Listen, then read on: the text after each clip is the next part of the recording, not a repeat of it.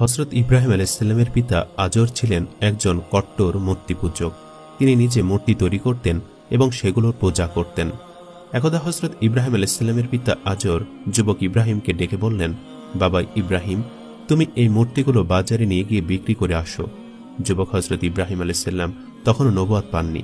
তিনি কৌতূহলবশত তার পিতাকে জিজ্ঞেস করলেন, আব্বাজান, এই মূর্তিগুলোর শক্তি এবং ক্ষমতা কি? ছেলের মুখে এমন কথা শুনে পিতা আজর বললেন, এই মূর্তিগুলোর শক্তি এবং ক্ষমতা হলো, এই মূর্তি আসমান জমিন পৃথিবী সবকিছু সৃষ্টি করেছে, এমনকি আমাদেরকেও সৃষ্টি করেছে। এই মূর্তিগুলো হলো আমাদের খোদা, তাই এই মূর্তিগুলোর উপাসনা এবং প্রার্থনা করতে হবে। এই বলে আজর সেই মূর্তিগুলোকে একটি ঝুড়িতে ভরে ইব্রাহিম আলাইহিসসালামের মাথায় তুলে দিল।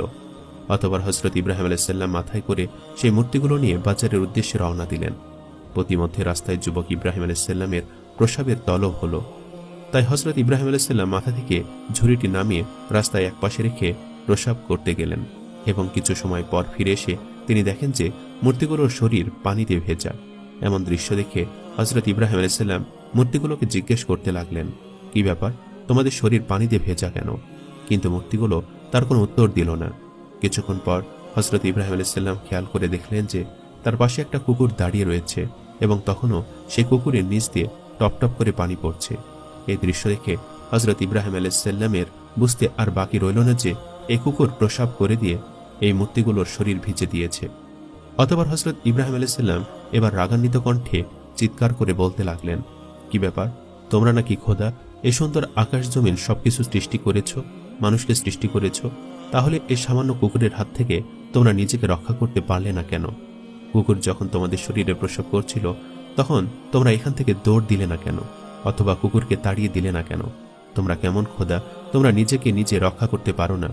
এ বলে হযরত ইব্রাহিম আলাইহিসসালাম রাগান্বিত অবস্থায় মূর্তির ঝুড়িটা নদীতে নিয়ে গিয়ে ফেলে দিল এবং মূর্তিগুলোকে নদীর পানিতে চুবিয়ে চুবিয়ে গোসল করে তাদেরকে সারিবদ্ধভাবে দাঁড় করালো।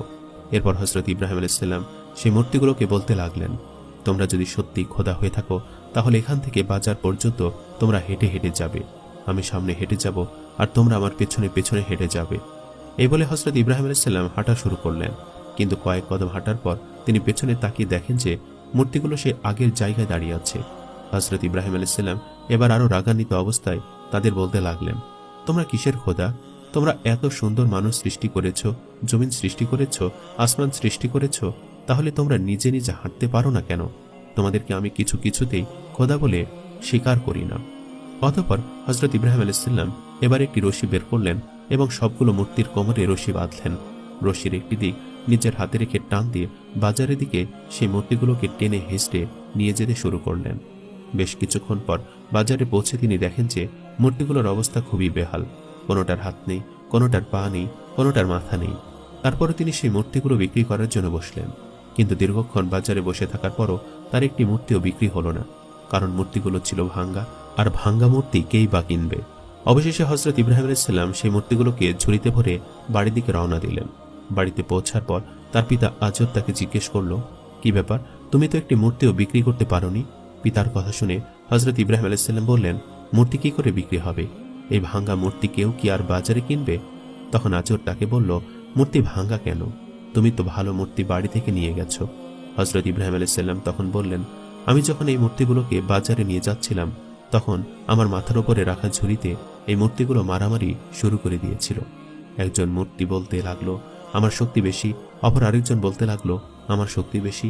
তারা এভাবে নিজেদের মধ্যে ক্ষমতা এবং আধিপত্য বিস্তারের জন্য মারামারি শুরু করলো। মারামারি করতে গিয়ে সকলের হাত পা মাথা ভেঙে গিয়েছে। তারা এই ভাঙ্গা মূর্তি তো বাজারে কেউ কিনবে না। অতঃপর ইব্রাহিম আলাইহিসসালামের কথা শুনে আজর বলল, ইব্রাহিম, তুমি কি আমাকে বোকা পেয়েছ? এই মূর্তিগুলো কি করে নিজেদের মধ্যে মারামারি করতে পারে? তাদের তো মারামারি করার কোনো ক্ষমতা নেই, তাদের তো শরীরে কোনো শক্তি নেই। তখন হযরত ইব্রাহিম আলাইহিসসালাম বললেন, আব্বাজান, এই মূর্তির শরীরে যদি কোনো শক্তি না থাকে, নিজেকে হেফাজত করার মতো যদি ক্ষমতা না থাকে, তাহলে এই মূর্তি কি করে এত সুন্দর আসমান জমিন সৃষ্টি করেছে? তাহলে এই মূর্তি কি করে মানুষের খোদা হতে পারে? আপনি কেন এই মূর্তিকে খোদা মানেন এবং এই মূর্তির উপাসনা করেন? হযরত ইব্রাহিম আলাইহিসসালামের মুখে এরকম যুক্তি শোনার পর আজর কোনো উত্তর দিতে পারল না। তাই আজর চুপ হয়ে সেখান থেকে চলে গেল। হযরত ইব্রাহিম আলাইহিসসালাম প্রকৃত রবের সন্ধানে নিজেকে আত্মনিয়োগ করেছিলেন। এত সুন্দর পৃথিবীকে সৃষ্টি করেছে, এত সুন্দর মানুষকে সুন্দর করে কে বানিয়েছে, সেই সুন্দর সৃষ্টির স্রষ্টাকে খুঁজে পাওয়ার জন্য হযরত ইব্রাহিম আলাইহিস সালাম মরিয়া হয়ে উঠেছিলেন। অতঃপর একদিন হযরত ইব্রাহিম আলাইহিস সালামের কাছে গ্রামের লোকজন এসে বলল, ইব্রাহিম, আমাদের গ্রামের মধ্যে অনেক বড় মেলার আয়োজন করা হয়েছে। গ্রামের প্রতিটা লোকই সে মেলায় অংশগ্রহণ করবে, তোমাকেও সে মেলায় যেতে হবে। তাদের কথা শুনে হযরত ইব্রাহিম আলাইহিস সালাম বললেন, আমি অসুস্থ, তাই আমি মেলায় যাব না, তোমরা যাও। হযরত ইব্রাহিম আলাইহিস সালাম শারীরিকভাবে যদিও অসুস্থ ছিলেন রবের সন্ধান পাওয়ার জন্য, কিন্তু তিনি মানসিকভাবে অত্যন্ত হতাশ এবং পেরেশান ছিলেন। তখন গ্রামের লোকজন বলল, ঠিক আছে ইব্রাহিম, তুমি যখন মেলায় যাবে না, তাহলে তুমি আমাদের এই মূর্তির ঘরের মূর্তিগুলোকে পাহারা দিও। আমরা মেলা থেকে সকলে 3 দিন পরে ফিরব। এই 3 দিনের মধ্যে যাতে আমাদের মূর্তিগুলোকে কোনো চোর চুরি করে নিয়ে যেতে না পারে, সেজন্য তুমি আমাদের মূর্তির ঘরটা পাহারা দিও।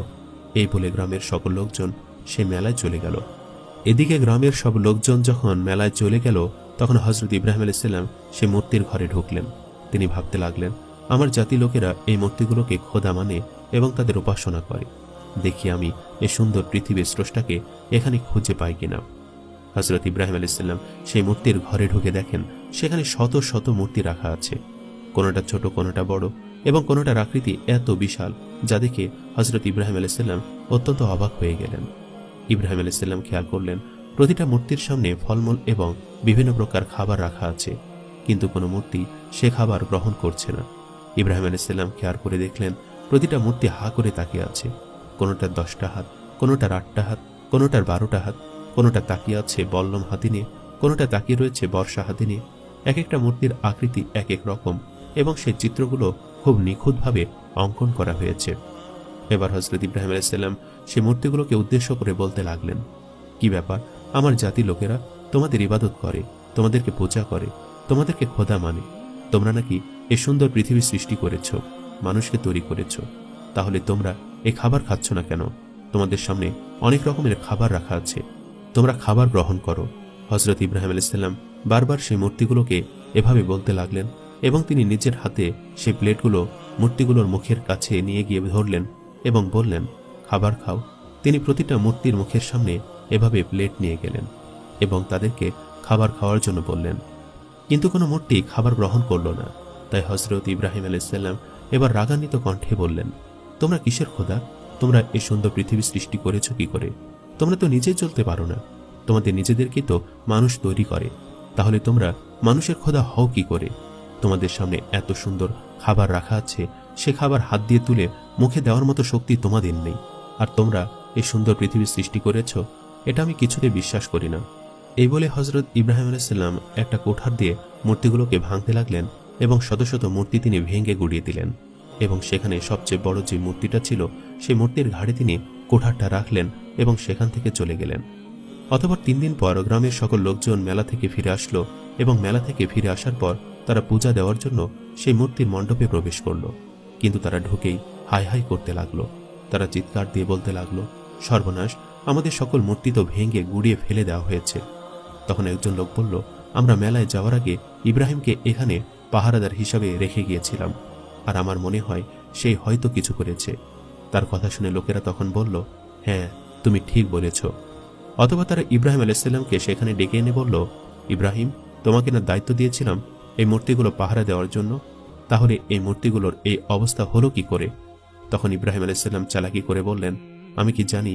ওই যে বড়টার কাঁধে কোঠার রাখা আছে, তাকে জিজ্ঞেস করো, সে হয়তোবা সকল ছোট মূর্তিগুলোকে ভেঙে গুড়িয়ে দিয়েছে, কেননা তার শক্তি বেশি, সেজন্য তার ক্ষমতা সে প্রয়োগ করেছে।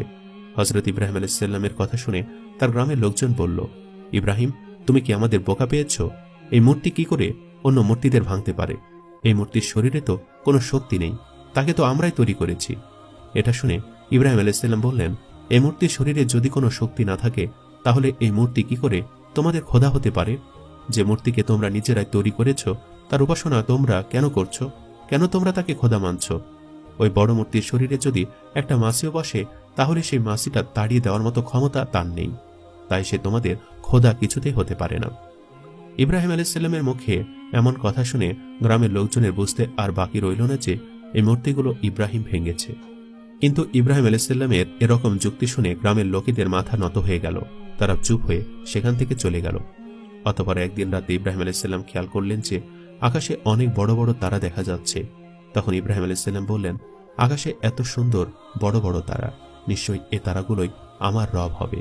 একটু পর তিনি খেয়াল করলেন তারার পাশে একটি বিশাল আকৃতির চাঁদ। তখন তিনি বললেন, তারার চেয়ে ওই চাঁদ বড়, তাই নিশ্চয়ই এই চাঁদ আমার রব হবে। অতঃপর পরদিন সুবে সাদিকের সময় সে তারা এবং চাঁদ সব ডুবে গেল। তখন ইব্রাহিম আলাইহিসসালাম বলতে লাগলো, যেটা ডুবে যায়, শেষ হয়ে যায়, সেটা কখনো আমার রব হতে পারে না। একটু পরে সূর্য উদিত হলো। তখন ইব্রাহিম আলাইহিসসালাম বলল, নিশ্চয়ই এই সূর্যই আমার খোদা হবে। ওই তারা এবং ওই চাঁদের চেয়ে এই সূর্য অনেক বড়। দিন শেষে যখন সে সূর্য ডুবে গেল, তখন ইব্রাহিম আলাইহিসসালাম বলল, না, এই সূর্য আমার খোদা না। যেটা ডুবে যায় এবং শেষ হয়ে যায়, সেটা কখনো আমার খোদা হতে পারে না।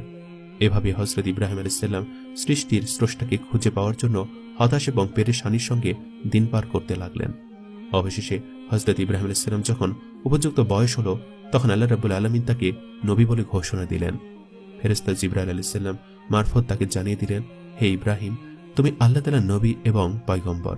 তুমি যে সত্য দিনের, সত্য ধর্মের যে সন্ধান করছো, আল্লাহ রাব্বুল আলামিন সেই সত্য দিনের সন্ধান তোমাকে দিয়েছেন। আর সেই মহান আল্লাহ রাব্বুল আলামিন এই পৃথিবীর স্রষ্টা। এত সুন্দর পৃথিবী এবং মানুষদেরকে সৃষ্টি করেছেন সে আল্লাহ রাব্বুল আলামিন। অতএব আল্লাহ রাব্বুল আলামিনের এই দিনকে প্রচারের দায়িত্ব তোমার। আল্লাহ রাব্বুল আলামিন তোমাকে নবী বলে ঘোষণা করেছেন। তো প্রিয় দর্শক, এ ছিল আমাদের আজকের এই ভিডিও। কেমন লাগলো কমেন্ট করে অবশ্যই জানাবেন। আজ তাহলে এই পর্যন্তই। আপনারা ভালো থাকবেন, সুস্থ থাকবেন। আল্লাহ হাফেজ।